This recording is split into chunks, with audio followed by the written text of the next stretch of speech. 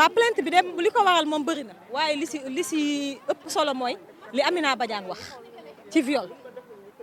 def apologie bi maanaam banaliser ko daal mel ni viol moom du daara comme nee na ku violé dañ laa daf laa neex na ku ñu violé daf la neex xëy na moom daf koo neex mais ñun neexuñu ñi nga xam ne violé leen neexu leen te ñi nga xamante ne tamit am nañ ay parents yoo xam ne dañ leen violé neexu leen loolu moo tax tey ñu jóg comme nekk benn nit dem déposer ji plainte au niveau du tribunal de Dakar. pétition bi tàmbali nañ ko ba pare pétition bi ñu ngi soxla woon 35000 votants 35000 signatures léegi ñu ngi ci 75000 suñu noppee dinañ ko yóbbu ci ministère yi nga xamante ne ñoom ñoo war a saytu mbir mi déposer ko fa li ñu bëgg mooy ñu retirer licence bi ci loxo Amina Badiane li ñu bëgg tam mooy comité bi nga xamante ne moo fi nekk nii nekk comité Miss Sénégal ñu dissoudre ko maanaam Moussey dootul nekk ñu wut beneen comité bu fekkee dañuy delluwaat ci ak biiru Miss Sénégal ah xam naa daal ëpp na ñaar téeméeri plainte te ba léegi jigéen ñaa ngi joxe ay plainte pare guñu léegi dañ comme tribunal dañ fay bañ ay ndajeek ay taxaw fa def ay interview moo tax ñu ne ku def sa plainte ba pare nga ñëw fii fekk ñu maison de la presse ñu waxtaane action yi nga xam te ne moom la ñu war a def loolu moo ñu tax a jóg accompagner victimes yi ndax commencé woon nañ sax benn di jéem a dajale xaalis mais jigéen ñëpp tàmbali woon nañ ko mais comme biñu naan kii plainte naak plaintul moo tax ñu ne nañ ko arrêté ba ci kanam waaye incha allah moom dinañ accompagner victimes yëpp liñ si mën suñu kéem talaay kattan dinañ ko def ah soxna si nag Adji Sarr Sonko xam nga moom ma nga fële mi ngi déjà tribunal kan moo leen tam dégguñu ñun jigéen ñëpp lañ fi nekkal utuñ ci kumba utuñ ci sàmba léegi nag moom ñun Fatima bu tëboon ñëw def dinañ ko jàppale mais li kee wax la li kee ni viol ñun ci viol bi la ñuy njëkkee ba noppi moo banaliser gi ñu ko bëgg a banaliser loolu moo ñu metti mais Adji Sarr dossier mi ngi tribunal duñ ci mën a wax fii ne Fatima bu porté woon plainte dossier bi dem justice dootuñ ci waxati dañuy xaar jo yoon def liggéeyam gis nga buñ ko dissoudre ba pare ñun suñu bopp ñooy dem lijjantiwaat ba créewaat beneen façon ci anam yëpp maanaam Miss doo nekkatul ay critères de beauté rek ndax boo xoolee ren Miss France xaw ma yéen a ngi koy suivre am déet ay pilote de ligne lañu ay sapeur pompier maanaam du benn xale bu jigéen rek buñu ne rafet na njool na rek day dem représenter Sénégal boo représenter Sénégal da ngay am déjà benn bagage intellectuel ba pare boo xamante ne soo waxee tur Sénégal mën a jëm ci kaw affaire bi nekkatul ay rafetaay rek ay jekkaay ay njool na Miss d'abord ci xel la war a nekk di loolu yëpp nañ ko waxtaane incha allah xam nga tey comme plainte bee ñu taxoon a jóg ci la ñuy wax mais suñu action yii di ñëw dinañ leen ci informer te dinañ leen woo di ngeen xam fépp fiñ bëgg a dem incha allah dañ ko wax plainte bi mais moom jotagu ko bis bu ko jotee bu waree wuy ñun ñëpp dinañ ànd ak moom uy ji lépp ku soobee yàlla. léegi beneen question bi ma leen laajaat seen moromu jigéen génn di yaay comme yéen waaye di war a nekk yaay peut-être muy rangu di sànni xeet jigéen yi nga xam ne dañoo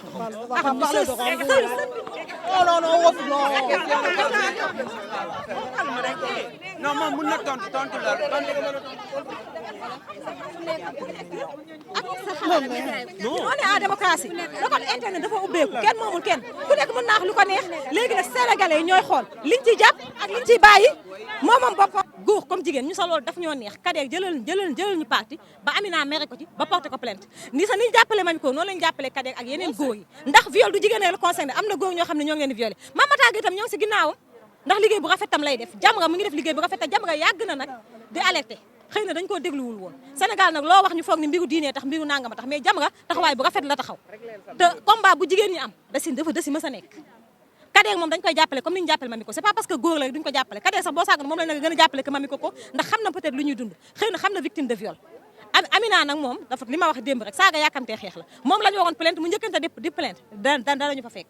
benn plainte la am wala ñaar ñun bu soobee yàlla nañ am junni plainte comité bi yëpp Amina la ñuy plainte moom mi nga xamante ne moo wax moo ko jiite ndax moom moo wax xam nga comité bi dañoo nekk ci ginnaaw mais nag comité bi ñun li ñu ci nam mooy ñun ñu tasaare comité bi maanaam comité Miss Sénégal bii fi nekk nii mu tas sasa ñu indi beneen comité teg ko. Merci à vous. Aujourd'hui, toutes les femmes qui sont là s'identifient au collectif, un collectif qui est né spontanément. C'est le collectif des organisations de femmes, les organisations féministes, les activistes particulières, les individuels. En tout cas, tout ce qui nous réunit ici, je pense que ma collègue l'a dit tout à l'heure en Wolof, c'est de venir massivement déposer nos plaintes individuelles au niveau du bureau du procureur. Nous l'avions annoncé hier donc dans plusieurs plateformes que les femmes sénégalaises ont décidé de ne plus être victimes de violences sexuelles, mais également de ne même plus avoir à entendre des propos qui peuvent être caractérisés ou bien peuvent être considérés comme étant de l'apologie du viol. dañu ne ñun jigéen ñi xoolatuñu fu nit jóge wala fu nit bokk wala ci ban signature nga nekk mais dañoo bokk benn say ne ñun ñëpp dañoo nangu ne dañuy bokk ndey bokk baay taxaw ne dootuñu nangooti nit doyadal fi koo xam ne danoo egg si kawam wala dañ koo yakkataan parce que jeeg bu toog jiite comité bu doy ni comité national Miss Sénégal ay télé team la nga taxaw nga ne ku ñu violé yow la neex loolu boo ko waxee dañu jàpp ne da nga saaga sénégalais yëpp mais da nga saaga yoon parce que yoon moom moo ne viol crime la te crime kenn waru koo promouvoir moo tax nag ñu jóg nekk ay junniy jigéen dem ci procureur ne ko ñun danoo ñëw pour clamer si soxna suñuy tuddee Aminata Badiane ak comité Miss Sénégal di xaar nag pour yoon jàppale ñu ci loolu mu mën a def liggéeyam parce que tout simplement suñu ndaw yi dañ leen war a protéger parce que jeeg bu mën a wax loolu yor budget wu 200 millions di wër Sénégal di dajale ay jigéen loolu bu gëmloowee loolu ci penc mi kon kooku ci biir lan lay wax xale yi ci lan la leen di dugal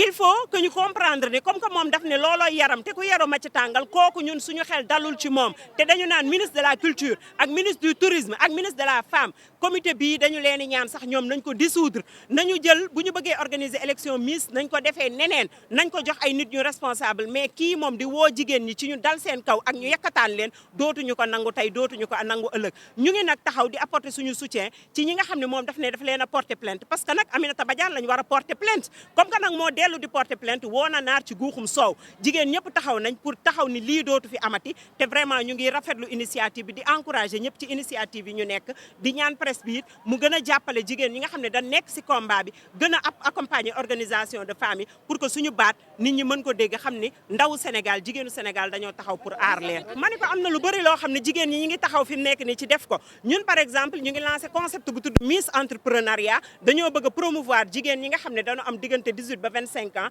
nekk ay porteur de projet wala nekk ay jeunes auto entrepreneur ñu accompagner leen coacher leen defal leen mentoring teg leen ci yoon ba nga xam ne ñooñu dinañ mën a demal seen bopp bu beneenee ñooñu mën a jàppalewaat ñeneen pour ñun loolu réponse la ci ni lii ñu bëgg a dévoyer affaire Miss bi ñu jël ko def ko expression bu positive boo xam ne dafay jëriñ réew mi yëpp. Le viol est un crime au Sénégal depuis 2019 alors nous considérons que faire l'apologie du viol c'est faire l'apologie du crime et ça c'est extrêmement dangereux.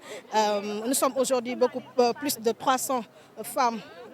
à déposer une plainte au niveau du bureau du procureur et nous précisons ici qu'il y a des plaintes qui ont été refusées. Il y a des femmes à qui on a refusé le dépôt de plainte pour prétexte qu'il y a beaucoup de dépôts. Je pense que c'est notre droit le plus absolu de déposer. On va continuer cette dynamique qui est une dynamique très forte, qui est une dynamique organisée, qui est une dynamique en tout cas harmonisée. Ce que nous allons faire dans les prochaines étapes, c'est tout simplement de déposer nos 75 000 signatures au niveau donc du ministère de la Justice pour dissoudre rapidement le comité national d'organisation de Miss Sénégal. Voilà. Et qu'ils nous disent quels sont les critères qu'on met en avant pour prendre une femme comme Aminata Badiane